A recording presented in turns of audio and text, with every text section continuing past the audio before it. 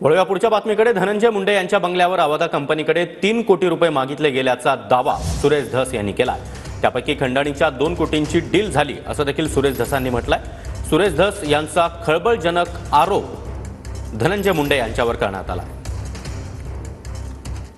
धनंजय मुंडे यांच्या सरकारी बंगल्यावर, त्याचं नाव आहे सातपुडा, या बंगल्यावर अवादा कंपनीचे अल्ताफ तांबोळी प्लस शुक्ला व इतर अधिकारी वाल्मिक आणि बिक्कड यांची बैठक झाली।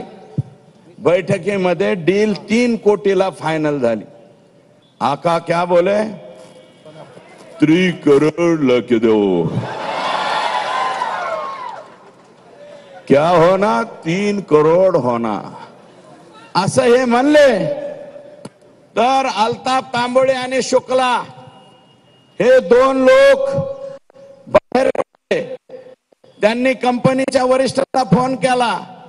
कंपनीचे वरिष्ठ म्हणले 3 करोड रुपये आपल्याला परवडत नाहीत, 2 करोड मध्ये फायनल करा।